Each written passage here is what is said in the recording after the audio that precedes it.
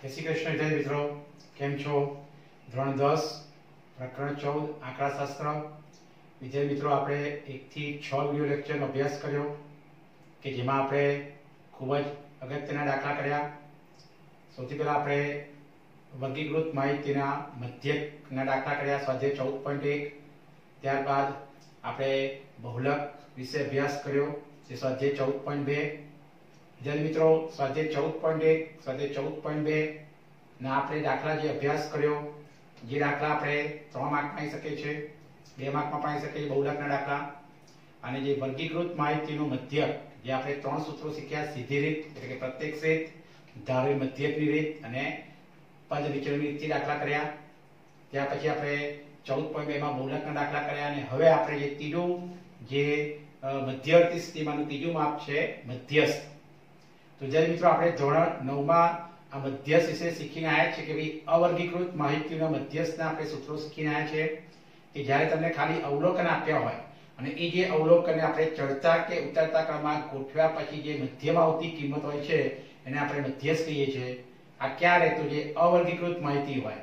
તો અવર્ગીકૃત માહિતી એટલે ફક્ત અવલોકન આપ્યા હોય અને જ્યારે એ અવલોકન આપ્યા હોય તો એ મધ્યસ્થ શોધવાની રીત આપણે ધોરણ 9 માં શીખી ગયા છે.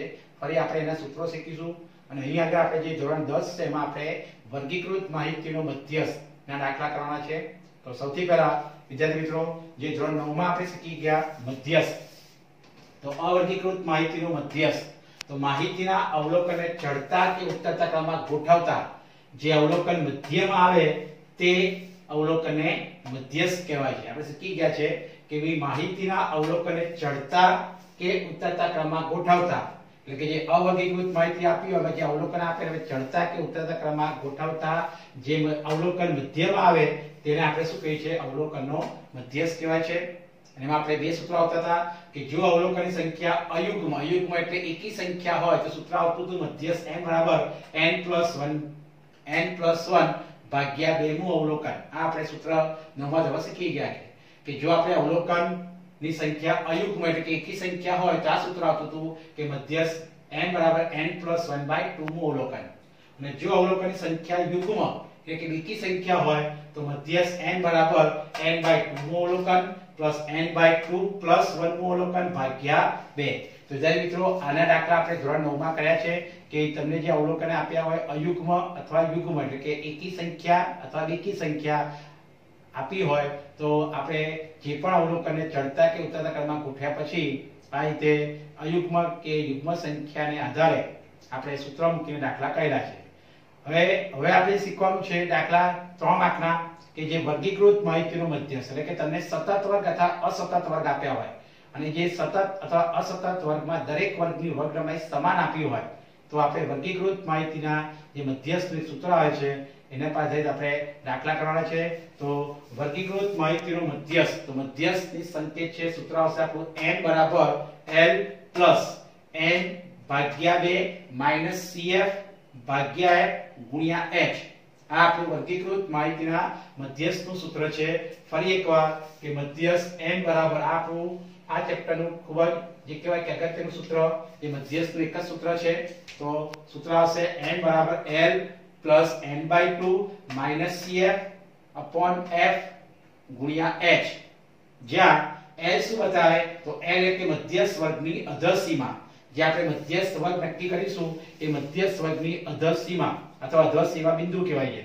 તો જે સતત વર્ગ હોય તેમાં અધઃસીમા આવશે અને જે અસતત વર્ગ હોય તો અસતત વર્ગને આપણે સતત વર્ગમાં ફેરવી અને ત્યાર પછી એ મધ્યસ્થ વર્ગની અધઃસીમા અથવા અધઃસીમા બિંદુ આવે છે. n, આ n એટલે કુલ આવૃત્તિ એટલે બધી આવૃત્તિનો સરવાળો. જે આપણે આવૃત્તિ આપી હશે એ બધી આવૃત્તિનો સરવાળો n આવશે. cf એટલે મધ્યસ્થ વર્ગથી આગળના વર્ગની સંખ્યા આવતી એટલે જે વર્ગમાં મધ્યસ્થ આપ્યો હોય એની આગળના વર્ગની સંખ્યા આવતી cf. બસ cf સંખ્યા આવતી કઈ રીતે શોધાય? જે આપણે ધોરણ 9 માં શીખીને આવ્યા છે આપણે ફરી શીખીશું. cf એટલે સંચય આવૃત્તિ, ક્યુમ્યુલેટિવ ફ્રીક્વન્સી, જેને આપણે ટૂંકમાં cf કહેવાય છે, સંચય આવૃત્તિ.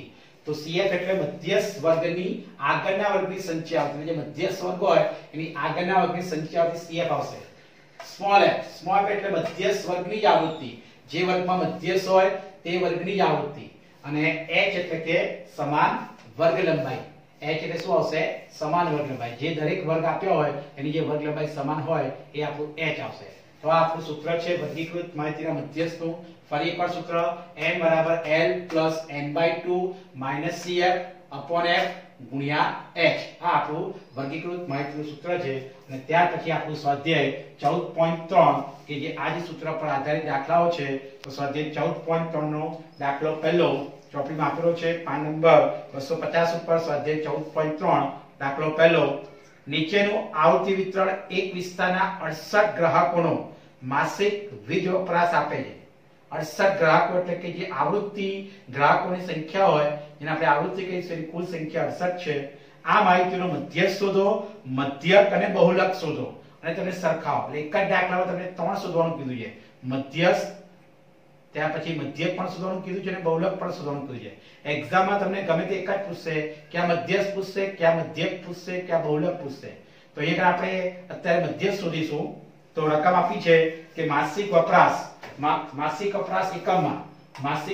એકમમાં ગ્રાહકોની સંખ્યા જેને આપણે આવૃત્તિ કહીશું સ્મોલ m આ ખાસ ધ્યાન આપવાનું કે બીજા કોલમમાં જે હોય એ આપણે એને આવૃત્તિ સ્મોલ m કહીશું અને ત્રીજું આપણે શોધવાનું છે સંચય આવૃત્તિ જેને CF કહેવાય ક્યુમ્યુલેટિવ ફ્રીક્વન્સી સંચય આવૃત્તિ જે આપણે શોધવાની છે એટલે કોઈ પણ મધ્યસ્થનો દાખલો હોય એમાં તમારે 3 કોલમ આવશે એમાં પહેલા બે કોલમ જે આપણી રકમ હશે અને ત્રીજું કોલમ કે જે આપણે શોધવાનું છે સંચય આવૃત્તિ CF તો ફરી એકવાર તો માસિક વપરાશ તમે જોઈ શકો છો વર્ગ આપ્યા છે 65 થી 85 85 થી 105 105 થી 125 125 થી 145 145 થી 165 165 થી 185 અને 185 થી 205 તમે જે મિત્રો જોઈ શકો છો કે આ દરેક વર્ગ જે સતત વર્ગ છે અને દરેક સતત વર્ગની વર્ગ લંબાઈ કેવી છે સમાન છે કેટલી છે તો 65 થી 85 85 105 તો જોઈ શકાય છે કે દરેક વર્ગની વર્ગ લંબાઈ h જેને આપણે વર્ગ લંબાઈ h કહીશું જે સમાન છે જે 20 છે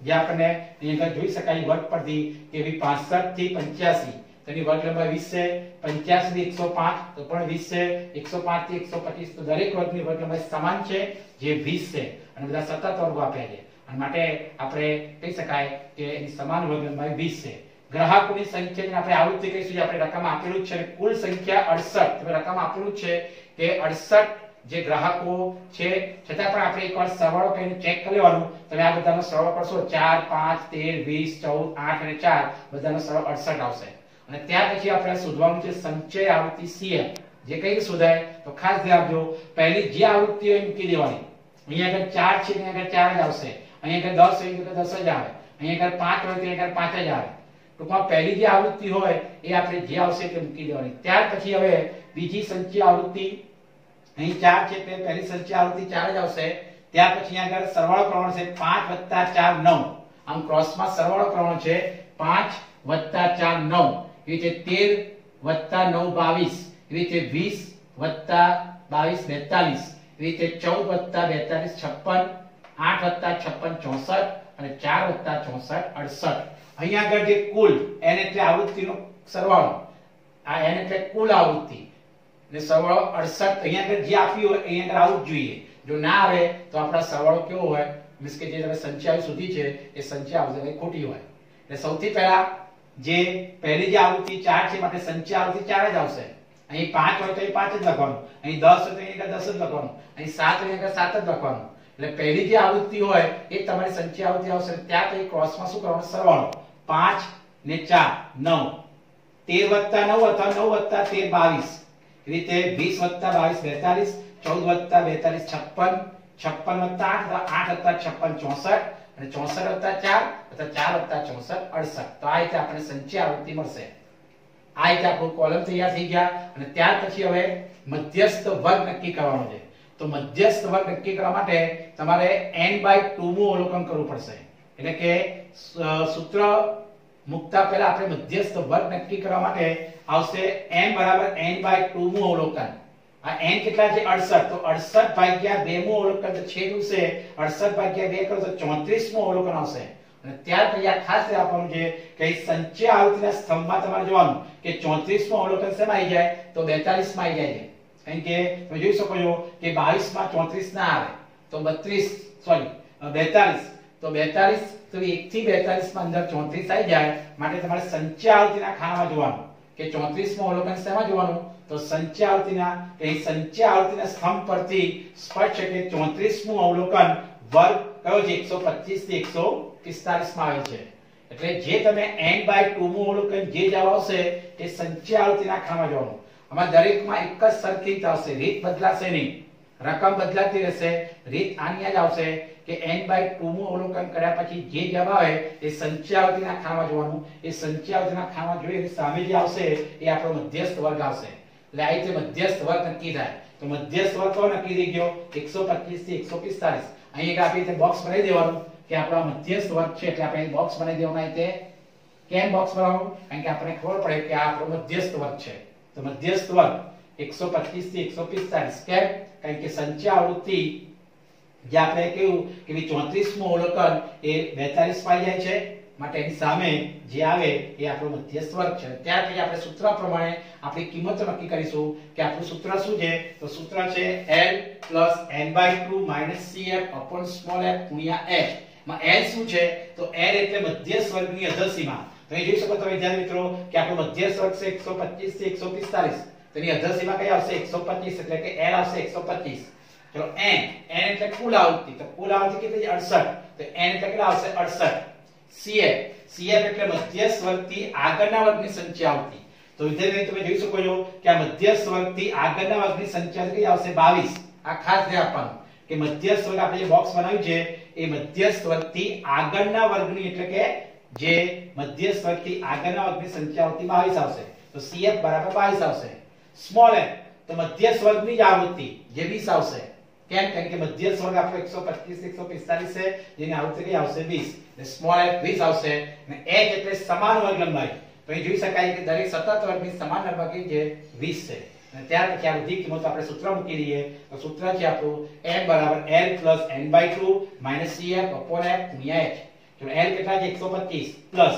n/2 તો n 68 છે 68 ભાગ્યા 2 કરો એટલે 34 આવશે ડાયરેક્ટ જવાબ મૂકી દેવાનો n/2 એટલે 68 ભાગ્યા 2 34 CF એટલે 22 છેદમાં 100 સ્મોલ f એટલે 20 અને ગુણ્યા h એટલે પણ 20 સાદું રૂપ આપવાનું છે 125 mm પ્લસ નું પ્લસ 34 માંથી 22 જાય એટલે 12 આવશે 12 છેદમાં 20 ગુણ્યા 20 20 ઉડી જશે એટલે 125 + 12 તો 125 ને 12 137 અને અંદર એકમ છે તો 137 એકમ તો વિદ્યાર્થી મિત્રો આ રીતે આ 3 માર્કનો ખૂબ અગત્યનો દાખલો છે મધ્યસ્થ હવે મધ્યસ્થના આ દરેક કોઈ પણ દાખલો છે એમાં રીત આ જ આવશે રકમ બદલાશે તો આ એક ખૂબ જ અગત્યનો 3 માર્કનો દાખલો છે અને આવા દાખલા આપણે ફરી આગળ જોઈએ હવે વિદ્યાર્થી મિત્રો દાખલો બીજો કે ખૂબ જ અગત્યનો દાખલો છે બોર્ડમાં પૂછાય છે અને ખૂબ જ કહી શકાય કે આવા દાખલા કે જે ખૂટતી આવૃત્તિ શોધવાની અથવા તો x અને y ની કિંમત શોધવાની છે તો દાખલો બીજો છે જો નીચે આપેલ આવૃત્તિ વિતરણનો મધ્યસ્થ 28.5 હોય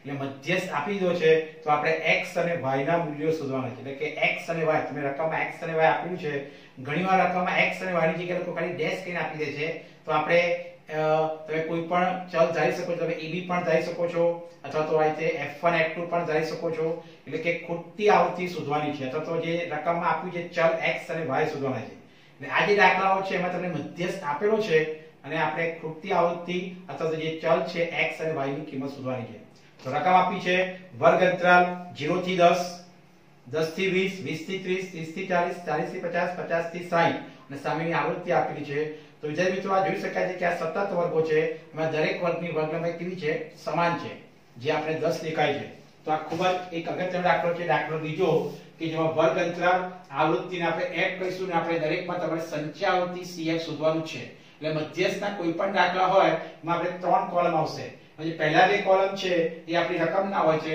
અને ત્રીજું કોલમ જે આપણે શોધવાનું હોય છે જેને સંચય આવૃત્તિ CF કહેવાય છે તો રકમ છે 0 થી 10 10 થી 20 20 થી 30 30 થી 40 40 થી 50 50 થી 60 અને સામે આવૃત્તિ છે 5 x 20 15 y અને 5 વિદ્યાર્થી મિત્રો રકમમાં અહીંયા n બરાબર કુલ 60 આપેલું રકમમાં ચોપડીમાં જે રકમ છે માં n બરાબર 60 આપેલું છે એટલે કે કુલ આવૃત્તિ 60 છે પણ આપણે અહીંયા સરવાળો કરવાનો છે તો જ્યારે સરવાળો કરીએ ત્યારે ખાસ ધ્યાન આપવાનું કે જે x y તમારે પહેલા લખી દેવાનું છે કારણ કે સરવાળામાં x y અને બાકીના તમારે સરવાળો કરવાનો બાકીના શું વધ્યું તો 5 20 15 અને 5 આ બધાનો સરવાળો કરવાનો છે એટલે x y અને વત્તા 20 ને 5 25 25 ને 15 તો 25 ને 15 40 40 ને 5 45 એટલે ટોટલ સરવાળો શું આવશે x y 45 આ ખાસ ધ્યાન આપવાનું છે કે જ્યારે સરવાળો કરો ત્યારે જે ચલ આપ્યા હોય એ ચલ તો લખી દેવાના x y અને બાકીના જે આપણે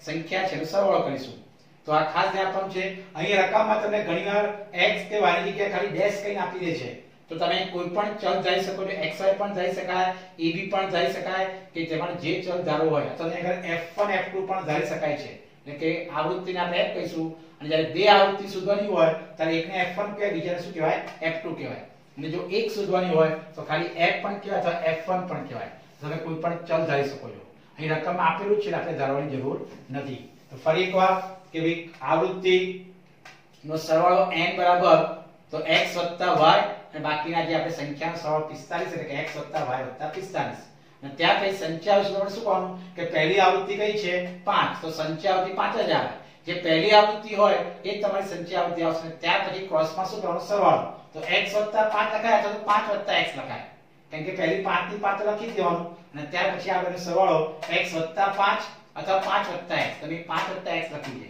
ત્યારે ફરી સરવાળો ક્રોસમાં કે 20 5 x તો 20 ને 5 શું થાય 25 એટલે કે આપણે 20 ને 5 25 અને વત્તા x તો લખવાનું છે ખાસ ધ્યાન લીધા મિત્રો ફરી એકવાર પહેલું 5 નું 5 એટલે પહેલી જે આવૃત્તિ 5 સંખ્યા આવૃત્તિ 5 જ આવશે ત્યારે સરવાળો x 5 અથવા 5 x ત્યાર પછી 5 x માં શું કરવાનું 20 એટલે 20 ને 5 શું થાય 25 અને વત્તા x તો લખવાનું ત્યાર પછી 15 25 તો 15 ને 25 શું થાય 40 ને પાછળ વત્તા x તો આવવાનું જ છે એટલે કે 15 25 40 વત્તા x ત્યાર પછી 40 x વત્તા y કેમ કેમ કે y આપણે ઉમેરવાનો છે તો y 40 x પર લખાય અથવા 40 x વત્તા y ત્યાં 40 x તો ખરી વત્તા y અને ત્યાર પછી 40 ને 5 શું થશે 45 x વત્તા y તમે જોઈ શકો વિદ્યાર્થી મિત્રો કે આ જે n એટલે કે તમારું જે n કુલ આવશે એ તમારે અહીંયા આગળ આવવું જોઈએ ખાસ ધ્યાન આપવાનું છે કે ભાઈ x y 45 અથવા 45 x y એ બંને એક જ કહેવાય જેથી કરીને જે n આવશે એ તમારી સંખ્યા આવૃત્તિમાં આવવું જોઈએ તો એ તો સાચું કહેવાય ને કે તમારે ક્યાંક સરવાળામાં ભૂલ હોય તો એ તમારું ખોટું બનશે એટલે ખાસ ધ્યાન આપવાનું ફરી એકવાર પહેલી આવૃત્તિ 5 એટલે સંખ્યા આવૃત્તિ 5 આવશે ક્રોસમાં સરવાળો કરો x 5 5 x ત્યારે 20 5 25 x 15 25 40 x 40 x વત્તા y અથવા ઉપર લખાય કે x y 40 જે લખાયું એ સાચું છે અને ત્યાં ભાઈ 40 ના 5 45 x y અથવા x y 45 તો અહીંયા આગળ જે n આવે છે એ આપણું અહીં આવી ગયું છે અને ત્યાર પછી અગત્યનું છે કે સૌથી પહેલા હવે આપણે શું કરવાનું છે કે અહીંયા આગળ હવે મધ્યસ્થ આપેલો છે અને આપણને કુલ n એટલે કે આવૃત્તિની કુલ સંખ્યા n પણ 60 આપેલી છે રકમમાં ચોપડીમાં રકમમાં તમને n બરાબર 60 આપેલું છે તો હવે કોઈ પણ દાખલામાં તમને n આપેલું જ હશે તો એ કુલ અવલોકનો n બરાબર 60 છે અને ત્યાર પછી આપણે n ની કિંમત શું લખવાની તો n ની કિંમત છે x y 45 અને સામે 60 તો આપણે આપેલું જ છે અહીંયા આગળ આપણે n તો n નો સરવાળો આવ્યો કે n નો સરવાળો શું છે આપણો તો n નો સરવાળો છે x y 45 અને આપણે સામે કુલ સંખ્યા 60 તો આપેલી જ છે જેથી કરીને એક સમીકરણ બનશે આ જે વત્તા 45 છે અને આપણે ડાબી બાજુથી ક્યાં લઈ જવાનું જમણી બાજુ તો x y 60 ઓછા 45 એટલે કે સમીકરણ બન્યું x y 60 માંથી 45 એટલે શું આવશે 15 તો આ આપણું પહેલું સમીકરણ બનશે એટલે આવા કોઈ પણ ખૂટતી આવૃત્તિ એટલે કે જે ખૂટતી આવૃત્તિ આપણે x y શોધવાની હોય કે f1 f2 શોધવાની હોય માં સૌથી પહેલા તમે રકમમાં કુલ n એટલે કે કુલ આવૃત્તિ n આપેલી જશે અને એના પરથી આપણે જે સરવાળો કર્યો હોય એ સરવાળા પરથી આપણે સૂત્ર એક પહેલું સૂત્ર એટલે સમીકરણ 1 મળશે અને ત્યાર પછી હવે આપણે મધ્યસ્થ રકમમાં તમને આપેલો છે 28.5 તો ખાસ ધ્યાન રાખજો મિત્રો કે મધ્યસ્થ આપણે 28.5 આપેલો છે જે કયા વર્ગમાં છે તો 20 થી 30 માટે ઊંધું જોવાનું હોય કે મધ્યસ્થ આપેલો હોય તો વર્ગમાં જોવાનું કે ભાઈ 20 થી 30 માં 28.5 અંદર આવી જાય એટલે મધ્યસ્થ આપેલો છે 28.5 માટે આપણે આગળ જે વર્ગ હોય એ વર્ગ અંતરાલમાં એટલે કે જે વર્ગ આપે વર્ગમાં 28.5 કયા વર્ગમાં આવે તો 28.5 20 થી 30 ની વચ્ચે 28.5 આવી જાય એનો અર્થ કે જ્યારે મધ્યસ્થ આપેલો હોય ત્યારે વર્ગમાં જોવાનું અને મધ્યસ્થ શોધવાનો હોય ત્યારે સંખ્યા આવૃત્તિના ખામાં જોવાનું તો ફરી એકવાર અહીંયા આપણે મધ્યસ્થ 28.5 આપેલો છે તો તો 28.5 કયા વર્ગમાં આવે તો 20 થી 30. જેથી કરીને 20 થી 30 આ તમારો મધ્યસ્થ વર્ગ નક્કી થાય. તમે બોક્સ બનાવી દો. કેમ? કારણ કે આપણો મધ્યસ્થ વર્ગ કયો થઈ ગયો 20 થી 30. કેમ? કારણ કે 20 થી 30 ની વચ્ચે 28.5 આવી ગયા. તો આ આપણો મધ્યસ્થ વર્ગ નક્કી થઈ ગયો. ત્યાં તમે બોક્સ બનાવી દો.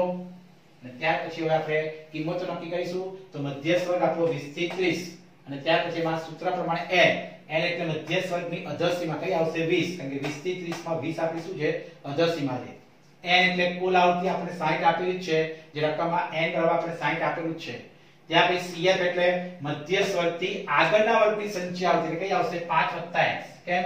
કારણ કે આગળના વર્ગની સંખ્યા આવતી આપણી 5 x. મધ્યસ્થ વર્ગ છે 20 થી 30 એનો આગળનો વર્ગ 10 થી 20 કહેવાય. એની સંખ્યા આવતી 5 x. એટલે મધ્યસ્થ વર્ગથી આગળના વર્ગની સંખ્યા આવતી 5 x. f એટલે મધ્યસ્થ વર્ગની જ આવૃત્તિ. તો મધ્યસ્થ વર્ગની આવૃત્તિ કઈ આવશે 20.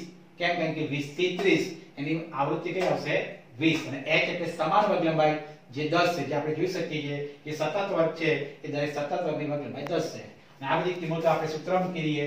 n બરાબર l + n/2 - cf / f ગુણ્યા h. એટલે તમને મધ્યસ્થ આપેલો છે તો આપણે મધ્યસ્થની કિંમત 28.5 મૂકીશું. બરાબરનું બરાબર l કેટલા છે તો 20. ખાલી કિંમતો મૂકી દેવાની સૂત્રમાં. પ્લસ નું પ્લસ n/2 તો આપણે n 60 છે. 60 ને 2 વડે ભાગશો એટલે 30 આવશે. માઈનસ ને ત્યાં કૌંસમાં કિંમત લખવાની cf ની. કેમ? કારણ કે cf ની કિંમત શું છે આપણી 5 + x છે. એટલે કે 5 + x કૌંસમાં લખવાનું. કેમ કૌંસમાં લખવાનું? કારણ કે આગળ માઈનસ છે એટલે ખાસ ધ્યાન આપજો મિત્રો. માઈનસ હોય એટલે cf ની કિંમત તમારે કૌંસમાં લખવાની. છેદમાં સ્મોલ f આપણું f કેટલા છે 20 અને ગુણ્યા સમાન વર્ગ લંબાઈ કેટલી છે 10. ત્યારે સાદુરૂપ આપવાનું છે. આજે વત્તા 20 છે ને આપણે જમણી બાજુથી ક્યાં લઈશું ડાબી બાજુ એટલે માઈનસ થઈ જશે. એટલે 28.5 તો છે અને 20 ને આપણે જમણી બાજુથી ક્યાં લેવાનું ડાબી બાજુ એટલે -20. બરાબરનું બરાબર સાદુરૂપ આપીએ 30 ના 30. આજે માઈનસ અંદર ગુણાશે જેથી કરીને કૌંસમાં માઈનસ અંદર કોઈ નિશાની બદલાશે એટલે -5 અને માઈનસ પ્લસ માઈનસ x. એટલે જ્યારે માઈનસ અંદર ગુણાય ત્યારે નિશાની બદલાશે. એટલે જ ખાસ કૌંસ કરવાનું જેથી કરીને આપણે નિશાની બદલી શકાય.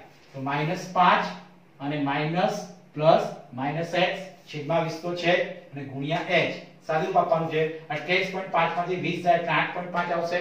બરાબરનું બરાબર 30 માંથી 5 જાય એટલે 25 માઈનસ x તો રહેશે છેદમાં 20 ગુણ્યા 10. અને ત્યાં બીજા મિત્રો ખાસ ધ્યાન આપો કે ક્રોસમાં અહીંયા આગળ છેદ ઉડે કારણ કે ત્યાં ગુણાકાર છે. ઉપર છેદ કેમ ના હોય? કારણ કે વચ્ચે માઈનસ કે પ્લસ હોય તો છેદ ઉડતો નથી. અહીંયા આગળ 20 અને 10 એટલે જે ઉડી જશે.